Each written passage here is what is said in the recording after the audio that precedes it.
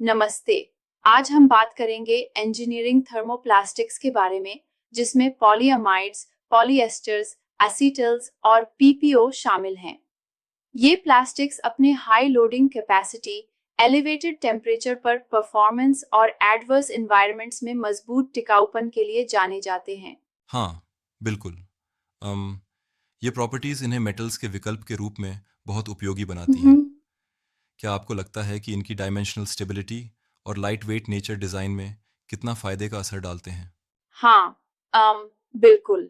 ये प्लास्टिक्स ऐसे डिजाइन्स में काम आते हैं जहां हाई टेंसिल स्ट्रेंथ, रिगिडिटी और इम्पैक्ट रेजिस्टेंस जरूरी होते हैं। यस, साथ ही केमिकल एंड एनवायरमेंटल स्ट्रेस का भी सामना कर लेते हैं। ठीक है, तो चलिए सबसे पहले पॉलीएमाइड्स पर बात करते हैं, जो कि इन इंजीनियरिंग प्लास्टिक्स का पहला पहचाना हुआ समूह है। बिल्कुल। पॉलीएमाइड्स जैसे नायलॉन 6, 6, 67, 6, 10, 11 और 12 वास्तव में उनके एमाइड ग्रुप के कारण पहचान में आते हैं। ये लाइनियर पॉलीमर्स होते हैं जो उन्हें थर्मोप्लास्टिक बनाते हैं।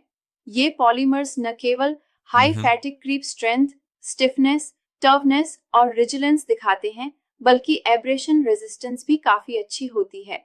हाँ, और इनका सेल्फ लुब्रिकेटिंग प्रॉपर्टी डिज़ाइन में फिनिशिंग ऑपरेशंस को कम कर देता है, जैसे कि सेल्फ थ्रेडिंग, जिससे इंट्रिकेट पार्ट्स बनाना आसान हो जाता है। सही कहा। और इसके एप्लीकेशंस भी बहुत डाइवर्स हैं, जैसे radiator fans, grilles, instrument housings, speedometer gears, fuel और oil filter housings, electrical junction boxes, ये सब पॉलीएमाइड बेस्ड पार्ट्स हैं। यस, चलिए अब पॉलिस्टर्स पर चर्चा करते हैं, जो कि पीईटी और पीबीटी जैसे रेसिन्स में आते हैं। इनके प्रोडक्शन में कंडेंसेशन रिएक्शन का बड़ा हाथ होता है। बिल्कुल। पीटी का निर्माण एथिलीन ग्लाइकोल और टेरेफ्थालिक एसिड या डाइमिथाइल टेरेफ्थालेट के साथ होता है, और प्रक्रिया 2 चरण में पूरी होती है। इसके साथ ही पीबीटी भी कैटालिटिक पॉलीकंडेंसेशन प्रोसेस से बनता है, जिसमें पोस्ट कंडेंसेशन से डिजायर्ड मॉलिक्यूलर वेट मिलता है। इसके प्रॉपर्टीज में हम्म, सुपीरियर स्ट्रेंथ, स्टिफनेस और एक्सीलेंट डायमेंशनल स्टेबिलिटी शामिल हैं। हाँ, और साथ ही ये भी कहते हैं कि chemical resistance, water repellence, abrasion resistance और फ्लेम रिटार्डेंस भी शानदार होती है। ये सभी फैक्टर्स डिज़ाइन में इन पॉलीमर्स को और ज़्यादा अट्रैक्टिव बना देते हैं। सही कहा। चलिए अब हम पॉलीएसीटल्स की बात करें। इन्हें पॉलीऑक्सीमिथाइलिन भी कहते हैं। इनका स्ट्रक्चर लाइनर होता है, जहां मोनोमर फॉर्मल्डिहाइड से डिराइव्ड अनब्रांच्ड मॉलिक्यूलर चेन्स होती हैं। यस, पॉलीएसीटल्स के बारे में सुना है कि इनके applications gears, bearing boxes, household appliances के पार्ट्स और यहाँ तक कि ऑफिस मशीन कंपोनेंट्स में भी होते हैं, है ना? बिल्कुल। इनका use gears, bearing bushes, switch relays, pump parts, hinges, springs, curtain rail runners और भी कई एप्लीकेशंस में होता है।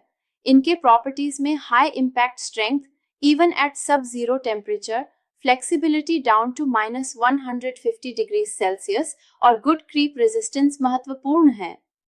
हम्म, पर एक बात मुझे थोड़ा चुनौती देती है। इतने एक्सट्रीम कंडीशंस में भी ये पॉलीमर्स मेंटेन करते हैं डिमेंशनल स्टेबिलिटी। हाँ, यह एक अच्छी ऑब्जर्वेशन है। वास्तव में पॉलीएसिटल्स, वीक एसिड्स, हाइड्रोकार्बन्स और ऑनियल्स के खिलाफ अपनी रेजिस्टेंस से काफी रिलायबल साबित होते हैं, जिससे डायमेंशनल स्टेबिलिटी भी बनी रहती है, खासकर ड्राई कंडीशंस में। ठीक है, अब आते हैं पॉलीफेनिलीन ऑक्साइड पीपीओ पर, जो कि अक्सर ब्लेंड्स के रूप में इस्तेमाल होता है। इसके नेट फॉर्म से इंजेक्शन मोल्डिंग में चुनौतियां आती हैं। बिल्कुल। पीपीओ हाई मेल्ट विस्कोसिटी के कारण डायरेक्ट इंजेक्शन मोल्डिंग में उपयुक्त नहीं होता, लेकिन जब इसे अन्य पॉलीमर्स के साथ ब्लेंड किया जाता है, जैसे कि पॉलीस्टायरीन या पॉलीअमाइड, तो ये अनोखे गुण जैसे अपवादित डाइलेक्ट्रिक विशेषताएं, फ्लेम रिटार्डेंसी और उच्च प्रभाव तीव्रता प्रदान करता है। यस, ये ब्लेंड अप्रोच तो काफ़ी इंटरेस्टिंग है, लेकिन क्या आपको नहीं लगता कि ब्लेंडिंग के दौरान कुछ कंपेटिबिलिटी चैलेंजेस आ सकते हैं? सही कहा। यह एक वैलिड पॉइंट है। ब्लेंडिंग प्रोसेस थोड़ा कॉम्प्लेक्स होता है, लेकिन ऑप्टिमाइज्ड प्रोसेसिंग पैरामीटर्स से इन चैलेंजेस को इफेक्टिवली हैंडल किया जा सकता है। यह ऑप्टिमाइजेशन इंश्योर करता है कि फाइनल प्रोडक्ट में हाई हीट रेजिस्टेंस और लो मॉइस्चर एब्जॉर्प्शन जैसी क्वालिटीज बनी रहे।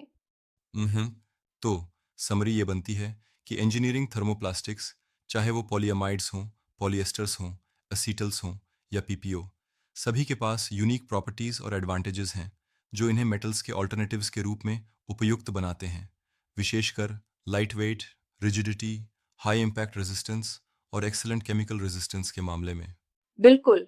um, इंजीनियरिंग डिजाइनर्स इन्हें इंट्रिकेट और मल्टी फंक्शनल पार्ट्स बनाने में इस्तेमाल करते हैं, जिससे फिनिशिंग ऑपरेशंस कम हो जाते हैं और ओवरऑल प्रोडक्शन प्रोसेस एफिशिएंट बनता है। यस, एक और पॉइंट जो मुझे काफ़ी आकर्षक लगा वह यह है कि कन्वेंशनल प्रोसेसिंग टेक्निक्स जैसे इंजेक्शन, एक्सट्रूजन, ब्लो मोल्डिंग आदि से आसानी से प्रोसेस हो जाते हैं। इससे मैन्युफैक्चरिंग कॉस्ट और प्रोडक्शन टाइम दोनों में बेनिफिट मिलता है। हाँ, ये एक बड़ा एडवांटेज है क्योंकि ये टेक्निक्स पहले से एस्टैब्लिश्ड हैं, जिससे नई इनोवेशंस में भी जल्दी अडॉप्ट हो जाते हैं। हम्म लेकिन मेरे विचार से एक चुनौती मैन्युफैक्चरिंग कॉस्ट के साथ भी आती है, खासकर हाई परफॉर्मेंस मटेरियल्स के केस में। क्या ऐसा नहीं लगता? सही कहा। हाई परफॉर्मेंस रिक्वायरमेंट से प्रोसेसिंग कॉस्ट जरूर थोड़ी बढ़ जाती है, लेकिन लॉन्ग टर्म ड्यूरेबिलिटी और रिलायबिलिटी, जिससे मेंटेनेंस कॉस्ट कम होता है, उस एक्सपेंस को जस्टिफाई कर देती है। यस, और साथ ही इन मटेरियल्स का एनवायरमेंटल इम्पैक्ट भी कम होता है, क्योंकि हल्के वजन के कारण ट्रांसपोर्टेशन और एनर्जी यूसेज में कमी आती है। बिल्कुल। इनके केमिकल रेजिस्टेंस और कोरोजन रेजिस्टेंस की वजह से ये लंबे समय तक अच्छा परफॉर्म करते हैं और एनवायरनमेंट फ्रेंडली सॉल्यूशंस में भी कंट्रीब्यूट करते हैं। हम्म सुनिए, इतना सारी टेक्निकल डिटेल्स सुनकर लगता है कि ये प्लास्टिक्स कई इंडस्ट्रीज में एक रेवोल्यूशन ला रहे हैं, चाहे वो ऑटोमोटिव, इलेक्ट्रॉनिक्स या इवन स्ट्रक्चरल एप्लीकेशंस क्यों ना हो। बिल्कुल सही। इन इंजीनियरिंग थर्मोप्लास्टिक्स का उपयोग डाइवर्स एप्लीकेशंस में हो रहा है क्योंकि ये हाई लोड बेयरिंग कैपेबिलिटीज और एक्सेप्शनल प्रॉपर्टीज के साथ आते हैं, जिससे इनोवेशन को नया मुकाम मिलता है। यस, तो कुल मिलाकर हमें समझ आ जाता है कि पॉलीएमाइड्स, पॉलीएस्टर्स, एसीटल्स और पीपीओ सभी के पास उनके यूनिक एडवांटेजेस हैं जो डिज़ाइन फ्लेक्सिबिलिटी, परफॉर्मेंस और लॉन्जेविटी प्रदान करते हैं। सही कहा। और ये हमें मेटल्स के रिप्लेसमेंट के रूप में एक सस्टेनेबल और एफिशिएंट विकल्प देते हैं।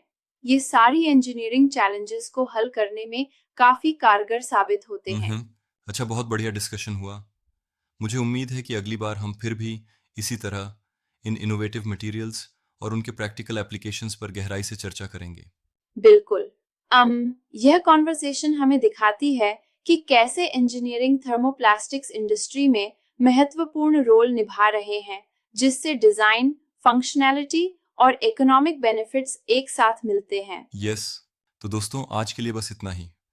ये इनसाइट्स बहुत काम के थे और मैं उत्साहित हूँ अगली बार फिर से डेल्व डीपर करने के लिए। धन्यवाद। उम्मीद है कि ये डिस्कशन आपके लिए उतनी ही इंसाइटफुल रही होगी जितनी कि मेरे लिए रही। अगली बार फिर मिलते हैं, तब तक इनोवेटिव बने रहिए।